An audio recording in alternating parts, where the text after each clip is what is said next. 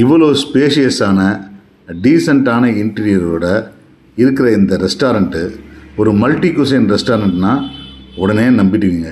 ஏன்னா அந்த interior, AC, அங்கே போடுற மெயில்டு மியூசிக்கு, இது எல்லாம் சேர்த்து பார்க்கும்போது நல்ல ஒரு மல்டி குசின் ரெஸ்டாரண்ட் இருக்கணும். ஆனால் இது ஒரு பிரியாணி கடை அப்படின்னா நம்புவீங்களா? ஆமாங்க, பண்ணை வீட்டு பிரியாணி அப்படின்ற பிரியாணி கடை தான் இந்த கடை. இவங்க சில வருடங்களுக்கு முன்னாடி ஒரு சின்னதாக இதே இடத்துல பக்கத்தில் ஒரு குட்டி கடையாக சீரக சம்பாவுக்கு பதிலாக பாஸ்மதி ரைஸில் பிரியாணி போட்டிருந்தாங்க. நல்லாவே இருந்துச்சு. ஆனால் திடீர்னு நடுவில் கொஞ்ச நாள் காணாம போயிட்டாங்க. இப்போ புதுசாக ரெஸ்டாரண்ட்டாக உருவாகியிருக்காங்க. இங்கே மதியம் முதல் ஒன்லி பிரியாணி மட்டுமே தராங்க. சிக்கன் பிரியாணி மட்டுமே தான் மெஜாரிட்டி.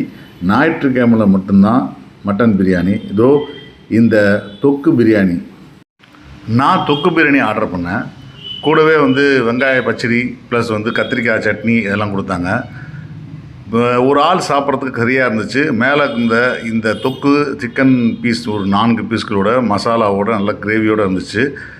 அதை தொட்டு சாப்பிட்றதுக்கு நல்ல காரம் மணமாக இருந்துச்சு. பிரியாணியும் நல்ல மணத்தோடையும் நல்ல டேஸ்ட்டோடையும் இருந்துச்சு. ரொம்ப ஆயிலிஷாகவும் இல்லை, கீயிஷாகவும் இல்லை, ரொம்ப டீசெண்டாக இருந்துச்சு.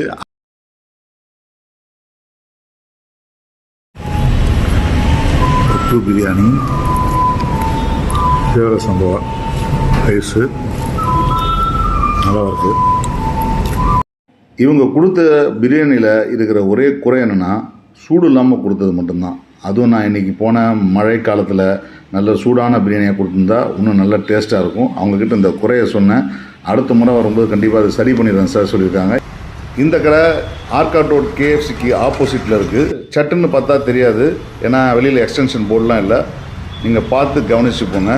நன்றி, வணக்கம்.